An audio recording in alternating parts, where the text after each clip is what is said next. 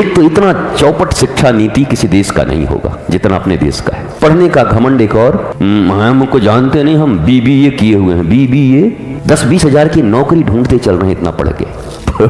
पर क्या ये सत्य नहीं कि हमारे जीवन का लक्ष्य नौकर होना तो नहीं है? और जितने भी ये नौकर हैं उनको भी किसी से ताव आए ना, तो अपने से छोटे आदमी से, तो तुम्हारे बाप के नौकर हैं क्या?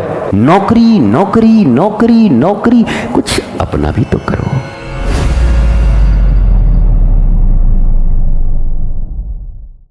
सत्य का आनंद और सत्य के परिणाम से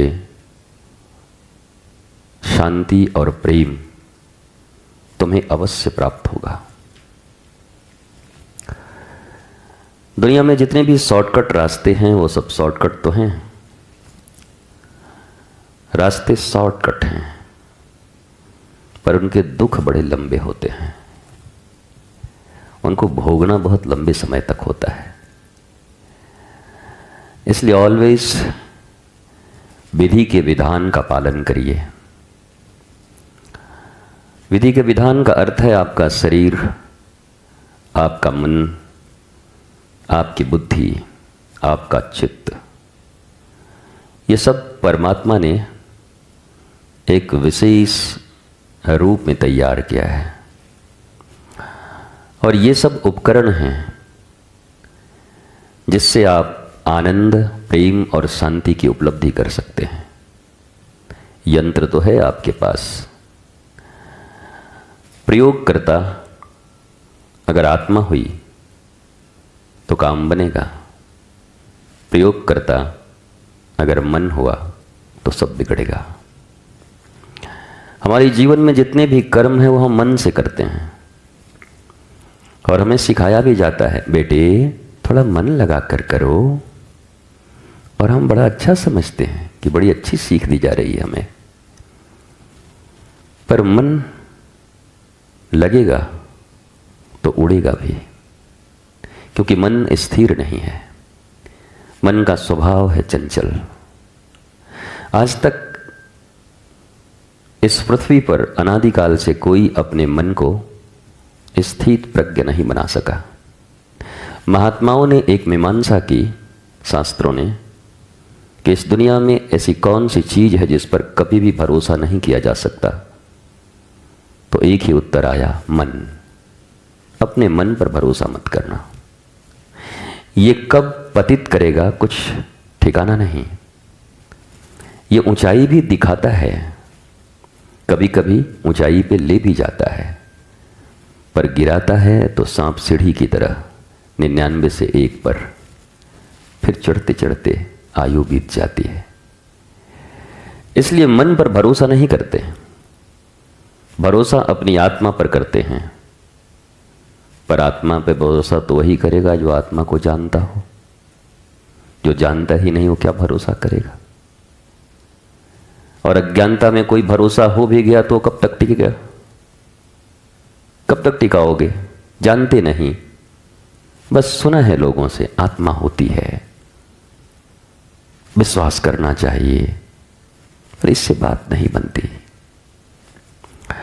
धर्म बड़ा प्रामाणिक विषय है, आध्यात्म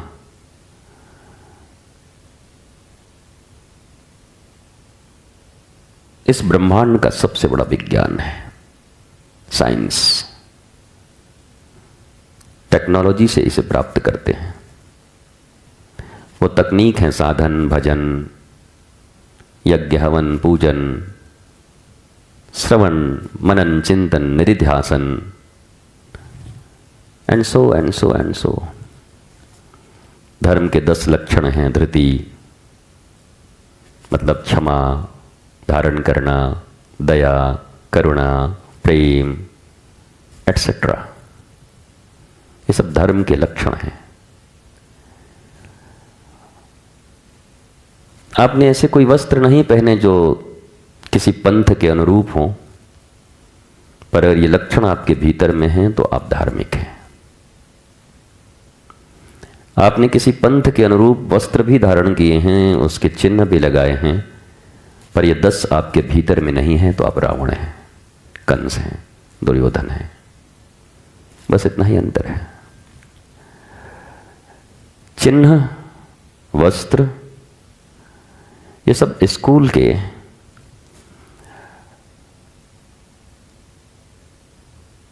ड्रेस है। स्कूल ड्रेस होता है ना,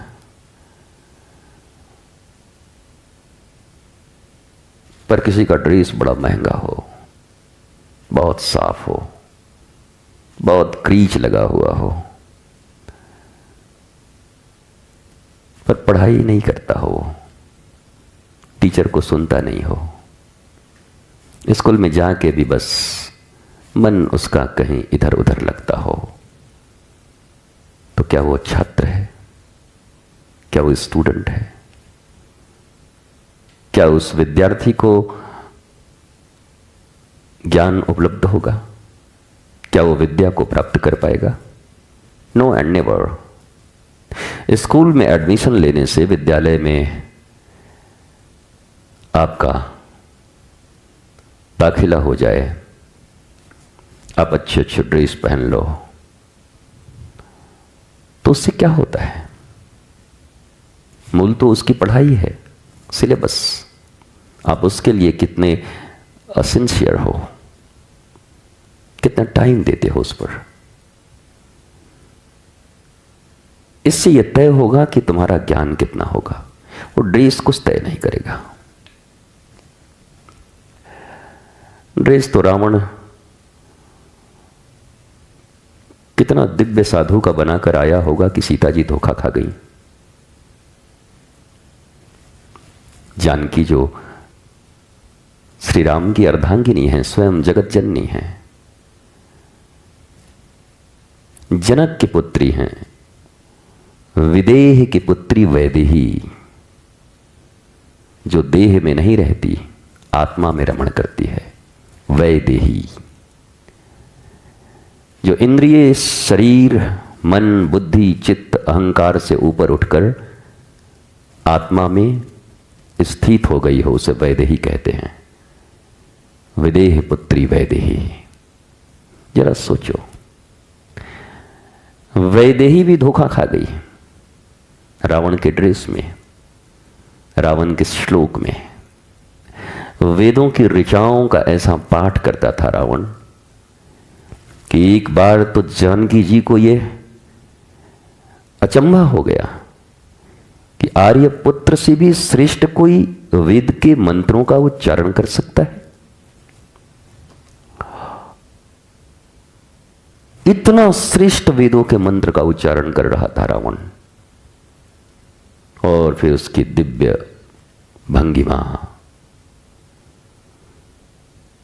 कि लक्ष्मण जी के 1000 बार कहने के बाद भी किसी लक्ष्मण रेखा के बाहर मत निकलना, पर रावण ने ऐसा मोटिवेट किया कि आप छत्राणी होकर और एक विप्र साधु को दान देने के लिए एक रेखा के बाहर नहीं आ सकती, तो ठीक है आप रहिए, आपका छात्र धर्म आज समाप्त हुआ, मुझे नहीं चाहिए भिक्षा। सोई जानकी जी के भीतर छात्र धर्म जग गई। अच्छा, मैं तो छत्राणी हूं और ब्राह्मण मेरे द्वार से वापस चला जाए, यह उचित नहीं होगा। वो ड्रेस, वो उच्चारण, जैसे आप कहते हैं ना, गांव में कोई अंग्रेजी बोलता हुआ आज के 20 साल पहले चला आता, 10 साल पहले, तो लोग कहते साहब आ गए। साहब खाक का है, 1 नंबर का लफंदर है। अंग्रेजी बहुत साधारण सी भाषा है, छिछोरों की भाषा है। संस्कृत में दम है, जीभ नहीं पलटेगी जल्दी। प्रोनाउंसिएशन संस्कृत का करना बहुत कठिन है, पर एक बार हो गया तो फिर लच्छेदार। तो 2 कौड़ी का कोई इंग्लिश पढ़ा हुआ आदमी ब्रिटिश लैंग्वेज पढ़ के आता तो उसको लोग साहब कहते थे साहब हैं, बड़े जेंटलमैन हैं। अंग्रेजी बोलने का मतलब ही जेंटलमैन। मैं आज तक समझ नहीं पाया कि किसी भाषा को बोलने से कोई जेंटलमैन कैसे हो सकता है। तो रावण तो इतनी अच्छी भाषा बोलता था, वो तो कभी जेंटलमैन नहीं हुआ।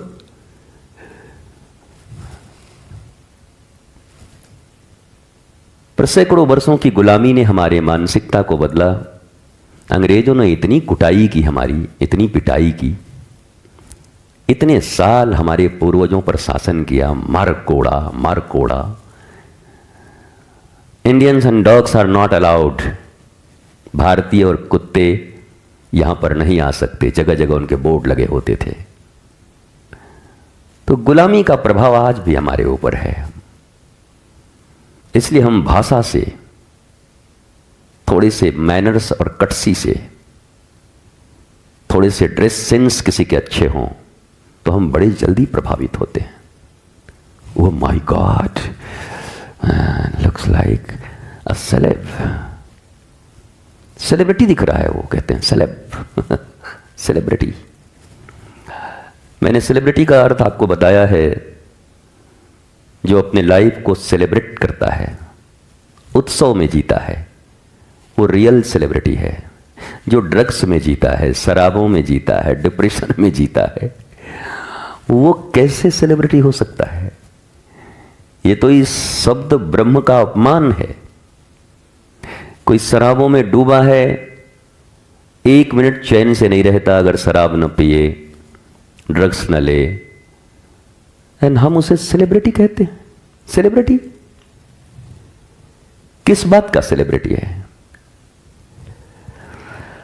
ये जो लाट साहब का कॉन्सेप्ट भारत को अंग्रेजों ने दिया, अगर ये नहीं मिटता, जो अभी तक मिटा नहीं है, अभी भी हमारा आकर्षण लाट साहबों की तरह है। उनकी तरफ हम ज्यादा आकर्षित होते हैं। कोई एक ईमानदार आदमी देख करके हमारे भीतर में आकर्षण पैदा नहीं होता। कोई एक धर्म प्रधान व्यक्ति देख करके जिसके भीतर में आध्यात्म प्रकटित हो रही हो, हमारा कोई आकर्षण नहीं होता। हमारे आकर्षण आज भी लफंदरों के प्रति हैं, छछूंदर लफंदर जितने हैं।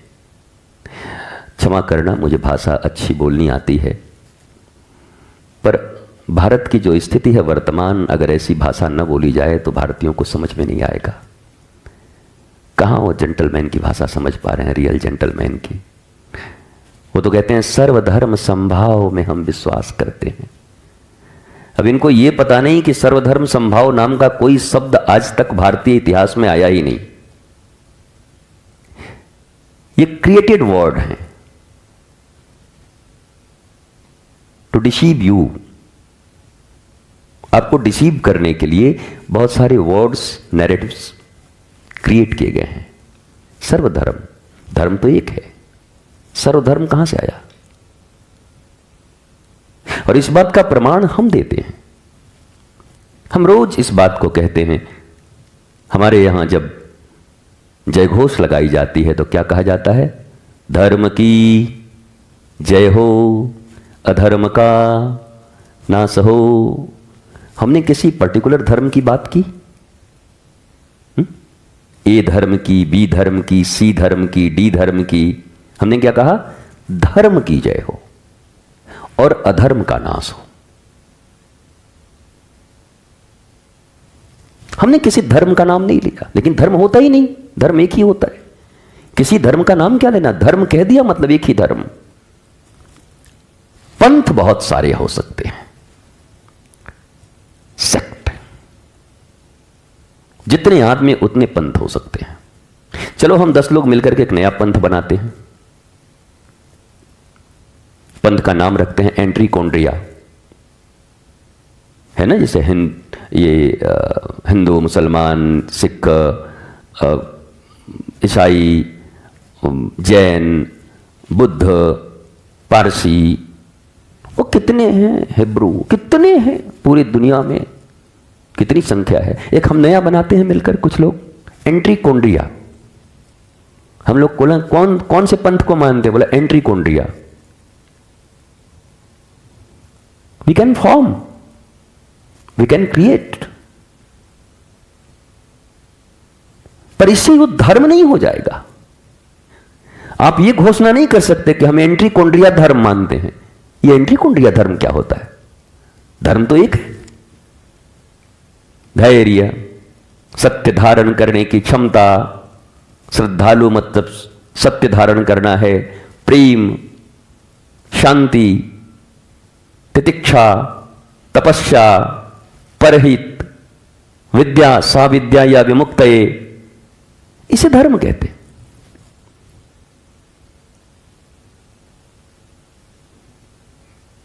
There are big difference between religion and spirituality. But the most of Indians do not know about what is spirituality and what is religion. They believe both are same.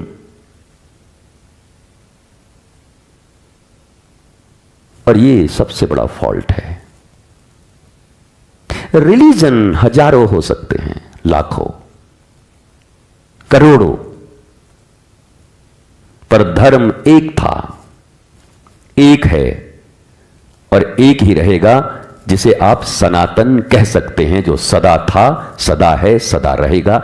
धर्म तो उसी को कहते हैं। पंथ बहुत सारे हैं, बहुत सारे, रोज नए पंथ बनेंगे। जब 1000-2000 आदमी का मन हो जाएगा, विश्व में कोई रोक नहीं सकता, वो अलग बना सकते हैं पंथ अपना। हम रबड़ी पंथ बनाएंगे।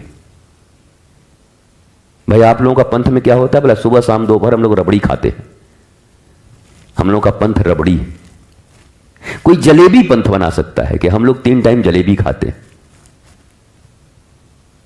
ये ऐसा ही है कुछ, आप हंसना मत, ये बिल्कुल ऐसा ही है। रबड़ी पंथ, जलेबी पंथ। कोई कहे हम 1 टांग का पजामा पहनेंगे, 1.5 टांग का, एक आधा एक पूरा। हम लोग का पंथ का यही ड्रेस है। जहां निकलेंगे ऐसे 10,000 आदमी निकलेंगे, कौन रोकेगा? और आपको मान्यता मिल जाएगी कुछ दिन के बाद। यूएनओ में, संयुक्त राष्ट्र संघ में आपको मान्यता मिल जाएगी। हाँ भाई, इस पंथ को भी मान्यता दिया जाए। इसके मानने वाले 10 लाख लोग हो चुके। इसका अर्थ ये नहीं कि तुम धार्मिक हो गए। हो सकता है कि जोकरों का समूह बनाया है तुमने, हो सकता है कि लुटेरों का गिरोह बनाया है तुमने, हो सकता है कि दलालों का गिरोह बनाया है तुमने। ये 10 लाख आदमी होने से तुम धार्मिक नहीं हो सकते। आध्यात्म और धर्म कभी बहुमत से साबित नहीं होता। मैंने पहले कहा है, सत्य अकेला भी खड़ा रहेगा तो सत्य है, धर्म अकेला भी खड़ा रहेगा तो धर्म है, आध्यात्म अकेला भी खड़ा रहेगा तो आध्यात्म है, अकेला। और यही कारण था कि भगवान ने, जब महाभारत का युद्ध हुआ, तो भगवान हमें एक संदेश देना चाहते थे कि तुम्हारे मन में यह न रहे कि जिसकी सेना ज्यादा होगी जीतेगी वही। इसलिए भगवान ने कौरवों का सेना ज्यादा कर दिया। पर जाओ, तुम्हारे पास 11 क्षोणी, करोड़ों करोड़, और पांडवों के साथ कम सेना रहने दी। और ठाकुर जी ने कहा पटक पटक के मारेंगे, इन लोगों को हराएंगे। बोले ठाकुर जी ऐसा क्यों किया? अपना सेना उनको दे दिया, अपनी तरफ ज्यादा रखना था। ठाकुर जी ने कहा मैं भारत को और दुनिया को यह संदेश देना चाहता हूं कि सत्य कभी बहुमत से नहीं जीतता, सत्य अकेला खड़ा रहेगा तो करोड़ों लोगों से जीतेगा ही। सत्यमेव जयते, इसी कारण से लिखा गया सत्यमेव जयते, जीतेगा तो सत्य। हाँ, संगठन बड़ा होना चाहिए। मेरा यह कहना है कि जब झूठों की इतनी बड़ी संख्या हो सकती है तो तुम तो सच बेच रहे हो, तुम्हारी तो और संख्या होनी चाहिए। मक्कारों की इतनी बड़ी संख्या हो सकती है तो तुम तो विश्वास बेच रहे हो, तुम्हारी तो संख्या और ज्यादा होना चाहिए। मावा के नाम पर और खोए के नाम पर कोई कास्टिक सोडा में कुछ मिलाकर बेच रहा है, नकली, उसके इतने खरीदार रहें। अगर तुम सचमुच का बेच रहे हो तो तुम्हारे पास तो ज्यादा ग्राहक होने ही चाहिए। तुम सच्ची चीजें अगर दे रहे हो तो तुम्हारी संख्या भी ठीक ठाक होनी चाहिए। अगर प्रचार सही है, पहुंच सकते हो लोगों तक, तो तुम्हारी बात बन जाएगी। यह बात सत्य है कि यह वर्तमान युग प्रचार का है। एडवर्टाइजमेंट सब कुछ बदल सकता है। आपकी शक्ति का राज क्या है? बॉर्न बीटा पियो और शक्तिमान हो जाओ। और बॉर्नवीटा पी के नाक बह रहा है बच्चों का, बेचारों की सर्दी भी ठीक नहीं हो रही ठीक से, और बॉर्नवीटा पे बॉर्नवीटा पिए जा रहे हैं। Sine cos tan theta is equal to Bournvita पिए जा रहे हैं। अच्छा, ये काम लगा आप लोगों का? आप लोग भी पढ़े होंगे sine theta, cos theta, tan theta. वो पढ़ने के बाद तो बहुत काम आया होगा कमाने वाने में। अरे कहाँ गुरुजी, जिंदगी में काम नहीं आया, हम बर्बाद ही हो गए। जो जो चीज पढ़े कुछ काम नहीं आया। बोला फिर तो बस बाप बढ़ाना भैया, सबसे बड़ा रुपया ताता थैया, कहाँ से माल आवे, बस इसी में भिड़े हुए हैं। एक भी सूत्र काम नहीं आया हमारा। एक तो इतना चौपट शिक्षा नीति किसी देश का नहीं होगा जितना अपने देश का है, महा चौपट। यहां अशिक्षित आदमी हो तो ज्यादा गुणवान हो सकता है, शिक्षित हो गया तो समझ लो बर्बाद हो गया। न किसी काम का, पढ़ने का घमंड एक और। हमको जानते नहीं, हम बीबीए किए हुए हैं, बीबीए, बीसीए, बीबीए, सब बेकार चौपट लोग, कुछ काम नहीं है। 10-20 हजार की नौकरी ढूंढते चल रहे हैं इतना पढ़ के।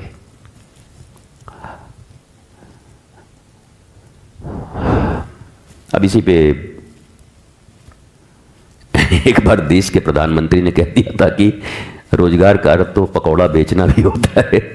तो कितनी ट्रोलिंग हो गई उनकी, ट्रोल कर दिया लोगों ने कि पकौड़ा का रोजगार दे रहे हैं।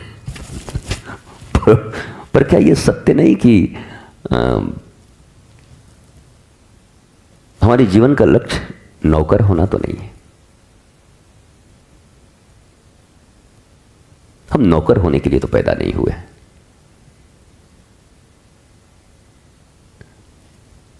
और जितने भी ये नौकर हैं, नौकरी करते हैं, उनको भी किसी से ताव आए ना, तो अपने से छोटे आदमी से, तो तुम्हारे बाप के नौकर हैं क्या? मैं किसी के बाप का नौकर नहीं हूं। अरे नौकर तो तुम डोनाल्ड ट्रंप की कंपनी के बाप के हो। मल्टीनेशनल में काम करते हो तो नौकर ही तो हो, और क्या हो। ईश्वरंश जीव अविनाशी, चेतन अमल सहज सुखराशि, सर्वतंत्र स्वतंत्र ईश्वर की संतान हैं हम। जहां अम ब्रह्मास्मि शिवोहम तत्वम असि की उद्घोषणा की गई, यह है सनातन। जब बोला अहम ब्रह्मास्मि, मैं ही ब्रह्म हूं, शिवोहम शिवोहम। उस देश के लोग नौकरी नौकरी नौकरी नौकरी, कुछ अपना भी तो करो। अब अच्छी चीजें आ रही हैं।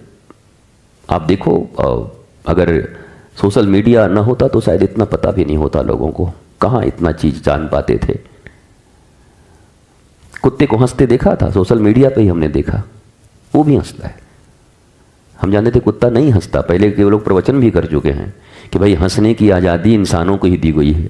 अब वो लोग अपना एडिट कर रहे हैं पुराने लोग की, गलत बोल दिया यार, ये तो देखो रील में कुत्ता भी हंस रहा है। कुत्ते भी हंसते हैं। सोशल मीडिया ने हमें बहुत कुछ जानने का अवसर दिया। डिस्कवरी और डिस्कवरी चैनल और ऐसे चैनल्स ने हमें जीव जगत के बारे में बहुत कुछ बताया, जंगलों के बारे में, जीवों के बारे में। कभी हम इतने करीब से उनको नहीं देखे थे, कभी नहीं जानते थे। हाँ, बायोलॉजी पढ़ते थे, बॉटनी, जूलॉजी, बट एक लिमिटेड पढ़ाइयाँ थी। और हड्डी एक कंकाल ला के खड़ा कर देते थे, उसी से पढ़ते थे, स्केलेटन, उसी से खूब से खूब ज़्यादा से ज़्यादा डिसेक्शन, वो मेढक पकड़ के उसको फाड़ देते थे, मेढक से सीखते थे। पर ये जो क्रांति, सूचना की क्रांति और मीडिया का युग आया, इसमें तो बहुत कुछ जानने का अवसर मिला।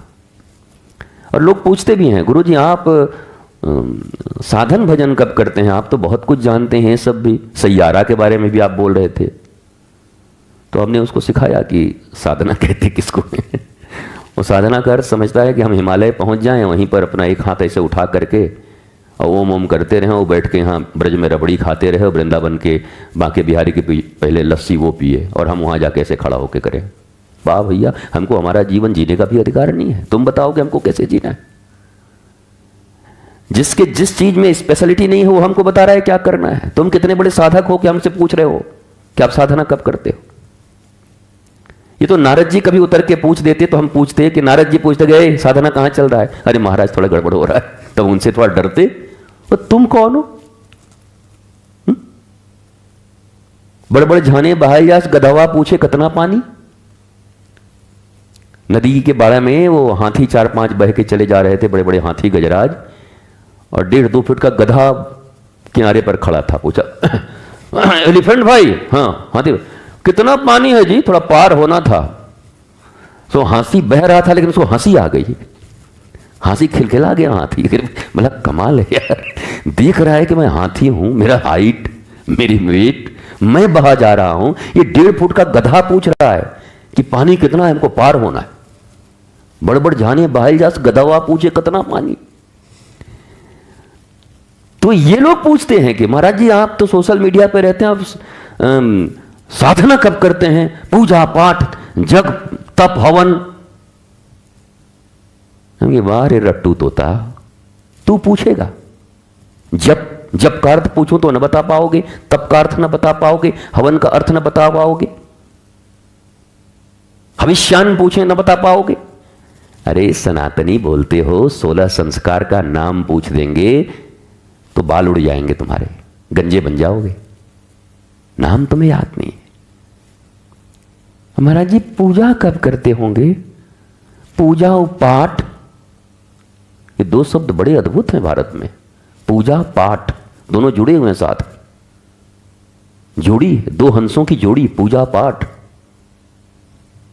अब तो ये हमारे गुरुकुलम के छोटे छोटे बच्चे हैं, इस देश को अगर सब कुछ ठीक रहा, हमारी योजना के अनुसार सब कुछ चला, तो मैं विश्वास रखता हूं, आरंभ कैसा हुआ है मुझे पता नहीं, पर ये बच्चे इस देश के लिए नहीं, इस दुनिया के लिए आदर्श साबित होंगे कि गुरुकुलम से कैसे बच्चे निकलते हैं, जो अपने संस्कार, अपने विज्ञान, टेक्नोलॉजी से संपन्न होकर मानवता के दुश्मन होकर नहीं निकलेंगे, बल्कि मानवता और प्राणी जगत के मित्र होकर के और प्रकृति के मित्र होकर के निकलेंगे। सबको मुस्कुराहट देंगे ये बच्चे। ये गुरुकुलम है, यहां से ऐसे बच्चे निकलेंगे अगर सब कुछ ठीक रहा तब। क्योंकि हम होप कर सकते हैं, संकल्प कर सकते हैं, शिव संकल्प कर सकते हैं, हम अच्छे संकल्प कर सकते हैं और उसके लिए प्रयत्न कर सकते हैं, बट कर्मण्येवाधिकारस्तु मा फलेषु कदाचन, फल में तो श्री कृष्ण का ही अधिकार है। इसलिए हम उन्हीं पर छोड़ते हैं कि प्रयत्न तो हमारा होगा, वो आपकी कृपा से, आपके दिए सद्बुद्धि से, विवेक से, पर फल तो आपके ही हाथ में है।